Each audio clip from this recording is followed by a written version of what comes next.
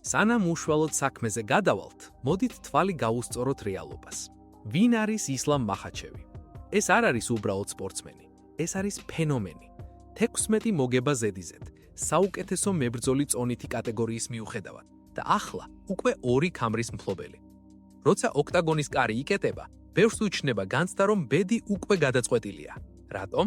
იმიტომ რომ ისლამი არ გებრძვის, ის გგუდავს. ის გართმევს ჰაერს, გართმევს მოძრაობის საშუალებას და ბოლოს გაიძულებს დანემდე. მისი სტილი ეს არის საბრძოლო სამბოს, ძიუდოსა და თავისუფალი ჭიდაობის ისეთი ნაზავი, რომელიც ნურმაგომედოების სკოლაში ალმასივით გამოიწრთო. იცით რა არის მისი მთავარი ძალა? ის ენერგიას ტყუილ უბრალოდ არ ხარჯავს. არ ელოდეთ მისგან გიჟურ ნახტომებს ფეხებში. არა, ის ნელა, მეთოდურად გაწვება, მიგიმწყდევს გალიასთან და მერე იწყება ნამდვილი ჯოჯოხეთი. ერთი პატარა გამოდება, ერთი გდება და უკვე მიწაზე ხარ, სადაც მისი 80-90 კილოგრამი ისე გაწვება, თითქოს ბეტონის ფილა დაგადესო. მისი 13 გამარჯვება მახრჩობელ ან მტკივნეული ილეთით შემწყოვითობა არაა. ეს სისტემაა. მაგრამ აი აქ ჩნდება მთავარი კითხვა. ნუ თუ მართლა დაუმარცხებელია. ადრე ამბობდნენ, მახაჩევს თუ ფეხზე დაუდგები, მოუგებო.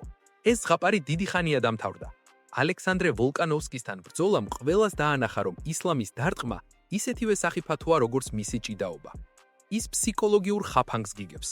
თუ ჭიდაობის გეშინია და ხელები დაბლა გაქვს, თავში მოგხვდება ჰაიკიკი.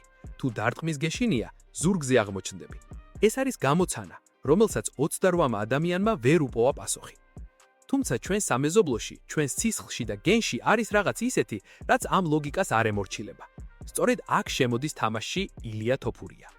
იცით, ქართველებს ერთი თვისება გვაქვს. რაც უფრო დიდია მთა, მით უფრო მეტი აზარტით გვინდა მასზე ასვლა. ილია არ არის უბრალოდ კიდევ ერთი პრეტენდენტი. ის არის მატადორი, რომელიც ხარის რხებს არ გაურბის, ის მათ ეძებს. ილიას კრივი ეს არის ხელოვნება. დააკვირდით მის მოძრაობას. ის არ იქნევს ხელებს უმისამართოდ, როგორც ქუჩის ჩხუბში. მისი ყოველი დარტყმა გათვლილია, ისევე როგორც კანელო ალვარესის სტილში. ის გიმოკლებს დისტანციას, გჭრის კუთხეებს და როცა გონია რომ გაეკეცი, სწორედ მაშინ გვხვდება მისი უმძიმესი ჰუკი. ვოლკანოვსკისთან ბრძოლაში ყველამ დავინახეთ, რომ ილიასთვის ავტორიტეტები არ არსებობენ. მან უბრალოდ მიიყვანა საქმე ბოლომდე და დაამტკიცა, რომ მისი სიმძლავრე სხვა პლანეტიდანაა.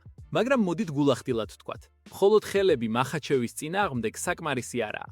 ბევრმა სცადა ერთი ძლიერი დარტყმის მოქნევა და ყველა ისლამის ქვეშ აღმოჩნდა. აქ კი ილიას მეორე, კიდევ უფრო მნიშვნელოვანი იარაღი ირთვება. მისი ჭიდაობის ბაზა. სანამ ილია ნოკაუტებით გაითქვამდა სახელს, ის იყო საუკეთესო გრეპლერი, შავი ქამარი ჯიუ-ჯიტსუში და ბერძნულ რომაული ჭიდაობის სკოლის წარმომადგენელი. მისი 99%-იანი დაცვა ტეიქდაუნებისგან. ეს ხუმრობა არ გეგონოთ. ეს ნიშნავს, რომ მისიც აქცევა თითქმის შეუძლებელია. აი სწორედ აქ არის ძაღლის თავი დამარხული. ილიას არ ჭირდება მახაჩევზე უკეთესი ჭიდაობა. მოდით რეალისტები ვიყოთ. ისლამზე უკეთესად დღეს ვერავინ ჭიდაობს. მას უბრალოდ ჭირდება საკმარისი ცოდნა, რომ ბრძოლა ფეხზე დატოვოს. ილია არის ის ერთადერთი, ვისაც აქვს ძალა, რომ მახაჩევის მთავარი იარაღი გააუნებელყოს. ეს არ არის ფანტაზია, ეს არის ცივი გათვლა. ჩემო მეგობრებო, თუ გსიამოვნებთ ეს ანალიზი და გულშემატკივრობთ ჩვენს ბიჭს, აუცილებლად დაალაიქეთ ეს ვიდეო. თქვენი მხარდაჭერა ჩვენთვის ბევრს ნიშნავს. ახლა კი გადავიდეთ ყველაზე საინტერესოზე, კონკრეტულ გეგმაზე, თუ როგორ უნდა დაეცეს მეფე. ახლა კი გადავიდეთ მთავარზე. იცით ქართულად რომ თქვათ, ხარი ხართან რომ დააბაო. არა, აქ სხვა შემთხვევაა. აქ ხარი და მატადორი ხვდებიან ერთმანეთს. როგორ უნდა მოიგოს ილია თოფურიამ ეს ბრძოლა? ბევრი იტყვის, რომ ეს შეუძლებელია, მაგრამ მოდით წარსულს გადავხედოთ. მახაჩევის კარიერაში არის ერთი პატარა, მაგრამ ძალიან მნიშვნელოვანი ლაქა. 2015 წელი. ადრიანო მარტინსი. მაშინ ახალგაზრდა ისლამი ზედმეტი თავდაჯერებულობით წინ გაიჭრა და ერთი ზუსტი მარჯვენა ჰუკით იქვე დაეძინა. რატომ ვახსენებ ამას? იმიტომ რომ მახაჩევი, მიუხედავად მისი გენიალურობისა, მაინც ადამიანია. როცა ის დისტანციის შემოკლებას ცდილობს, რომ კლინჩში შევიდეს ან ფეხებში გეძგეროს, ის ყოველთვის ტოვებს პატარა ნაპრალს. ახლა წარმოიდგინეთ, რომ ამ ნაპრალში მარტინსის ნაცვლად ილიას რკინის ხელთათმანი ხვდება. თოფურიას კონტრდარტყმების სხვა განზომილებაა.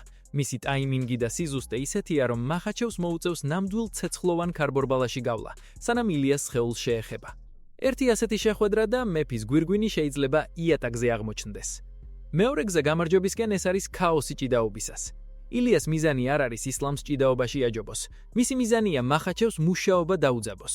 ილიას ბერძნულ-რომაული ჭიდაობის ბაზა ნიშნავს იმას, რომ მას აქვს უძლიერესი ხიდი და ფეხსედგომის საოცარი უნარი. ისლამს უყვარს კონტროლი. ილიას კი უყვარს ფეთქებადი მოძრაობები. თუ ისლამი ფეხებში შეუვა, ილიას აქვს საკმარისი ძალა, რომ სპროლი გააკეთოს და იქით დაემუქროს გილიოტინით ან დარს ჩოუკით. მთავარია, რომ ყოველი ტეიქდაუნის მცდელობა მახაჩევისთვის ენერგიის გამომფიტავი იყოს. თუ ილია მოახერხებს და ყოველი დაგდების შემდეგ წამებში წამოდგება, ისლამი დაიწყებს ნერვიულობას. ხოლო ნერვიული მებრძოლი ეს უკვე დამარცხებული მებრძოლია. და ბოლოს, ის რაც ბევრს ავიწყდება, მუშაობა კორპუსზე. ილია არის ერთ-ერთი საუკეთესო ბოდიპანჩერი მთელ დივიზიონში. ყოველი ღვიძლში მოხვედრილი დარტყმა არის ინვესტიცია, რომელიც ბოლო რაუნდებში ამოქმედდება. მოგეხსენებათ, ჭიდაობას უზარმაზარი ბენზინი სჭირდება. თუ ილია პირველ 2 რაუნდში მახაჩევს გვერდებს დაულურჯებს, მესამე და მეოთხე რაუნდში ისლამი ისეთი სწრაფი ვეღარ იქნება. ეს არის სტრატეგიული თამაში. ნელ-ნელა გამოაცალო მეტოქეს საყრდენი და მერე თავში დასცეს საბოლოო დარტყმა. რა თქმა უნდა, ფეხზე მყარად უნდა ვიდგეთ. მახაჩევის დამარცხება ეს არის ევერესტზე ასვლა. ის უფრო დიდია, უფრო ღონიერია და მას ზურგს მთელი დაღესტანური სკოლა უმაგრებელს. მისი გეგმაც მარტივი იქნება. მიაჭედოს ილია გალიასთან, დაღალოს თავისი წონით და გადაიყვანოს იქ, სადაც კრივი აღარ არსებობს. პარტერში. ილიას ჯერ არასდროს შეხვედრია ისეთი მანქანა, როგორიც არის ისლამი. ეს იქნება ნამდვილი გამოცდა არა მოღლო ტექნიკის, არამედ ჩვენი ქართული ხასიათისაც. მაგრამ იცით რა? სწორედ ასეთ მომენტებში იწარება ისტორია. მახაჩევი უძლევი გვეჩვენება, სანამ ოქტაგონზე ილია არ გამოჩნდება. მატადორს აქვს ყველაფერი, რაც ამ დიდი ხარის შესაჩერებლადაა საჭირო. ცივი გონება, ცხელი ღული და ხელები, რომლებიც ქვას ტეხენ. თქვენ რას ფიქრობთ, ჩემო კარგებო? ვის მხარესაა სიმართლე ამოცნების ბრძოლაში? შეძლებს ილია, რომ ქართული დროშა კიდევ უფრო მაღლა ასწიოს თუ დაღესტანური დომინაცია გაგრძელდება?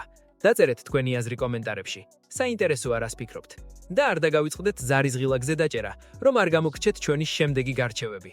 წინ კიდევ ბევრი საინტერესო ამბავია. მეგობრებო, ახლა კი მივედით იმ წერტილამდე, სადაც ემოციები გვერდზე უნდა გადავდოთ და ცივი გონებით შევხედოთ ამ ამბავს. წარმოიდგინეთ მეხუთე რაუნდი. ორივე დაღლილია, ორივე სისხლიანია. დარბაზი კი გუგუნებს. აი აქ წყდება ყველაფერი. ისლამ მახაჩევი არის მებრძოლი, რომელსაც შეუძლია 25 წუთი გაწამოს, თავისი წონით დაგაფაროს და ენერგია ბოლო წვეთამდე გამოგწოვოს. მას აქვს ის ჩემპიონური ხასიათი, რომელიც მხოლოდ უდიდესებს აქვთ. მაგრამ ილია თოფურია? ილია არის კაცი, რომელიც ყოველი ბრძოლის წინ ამბობს, რომ მოიგებს და მერე ზუსტად ისე აკეთებს, როგორც თქვა. ეს არ არის უბრალოდ თავდაჯერებულობა, ეს არის რაღაც უფრო ღრმა. ალბათ ჩვენი, კავკასიური სიჯიუტე და რწმენას საკუთარი სიმართლის. მახაჩევს აქამდე არ შეხვედრია ადამიანი, რომელიც ასე უტიფრად სჯერა, რომ მასზე უკეთესია. მოდით რეალობას თვალი გავუსწოროთ. მახაჩევის გზა გამარჯვებისკენ ნაცადია და მუშაობს. ის უფრო დიდი კაცია, უფრო გრძელი ხელებით და ჭიდაობის ისეთი გენიით, რომელსაც ანალოგი არ აქვს. მისი გეგმა საიდუმლო არაა. მიგაჭედებს გალიასთან, დაგლის, დაკანცავს და ბოლოს სადმე პარტერში დაგაბამს. ილიას ტეიქდაუნების დაცვა მართლა ფენომენალურია, მაგრამ ასეთი მონსტრის წინააღმდეგ მას ჯერ არ უბრძოლია. თუმცა აი აქ არის მთავარი მაგრამ. ილიას აქვს ისეთი რამ, რაც ისლამს აკლია. ერთი დარტყმით ყველაფრის დამთავრების უნარი ნებისმიერ წამს. ილიას კრივი არ არის მხოლოდ ტექნიკა, ეს არის ქირურგიული სიზუსტე. თუ ისლამმა ერთი წამითაც მოადუნა ყურადღება, თუ ერთი წამით დაიჯერა, რომ ილია უკვე დაიღალა, სწორედ მაშინ მოხდება ის მატადორის მარჯვენა, რომელიც სინათლეს აყრობს. იცით რა არის ყველაზე საინტერესო? ამ ბრძოლაში არ არსებობს ფრე. აქ ან ერთი იმპერია გააგრძელებს მეფობას, ან ახალი ეპოქა დაიწყება. ბევრისთვის მახაჩევი ის დაუმარცხებელი მთაა, რომელსაც ვერავინ აუვა, მაგრამ ჩვენ ვიცით, რომ ნებისმიერი მთა შეიძლება დაიშალოს, თუ სწორ ადგილას დაარტყამ. ილია თოფურია კი სწორედ ის კაცია, ვინც ზუსტად იცის, სად უნდა დაარტყას. ეს არ არის უბრალოდ სპორტული ანალიზი. ეს არის ამბავი იმაზე, თუ როგორ უპირისპირდება ერთმანეთს ორი სხვადასხვა ფილოსოფია: მეთოდული, დამტრგნუელი ძალა და ფეთქებადი დაუნდობელი ტალანტი. აბა თქვენ რა სიტყვით? ჯერათ რომ ჩვენი მატადორი შეძლებს და ამ უზარმაზარ ხარს მოთოკავს. თუ ისლამი დაამტკიცებს, რომ ის მართლაც სხვა პლანეტიდანაა. თქვენი პროგნოზები დატარეთ კომენტარებში. მინდა ვნახო, რამდენს გჯერათ ილიასი ისე როგორც მე. და თუ გინდათ, რომ ასეთი სიღრმისეური გარჩევები უფრო ხშირად ნახოთ, არ დაგავიწყდეთ არხის გამოწერა და დალაიქება. ჩვენ ერთად ვადევნებთ თვალს, როგორ იწერება ისტორია. შეხვედრამდე შემდეგ ვიდეოში.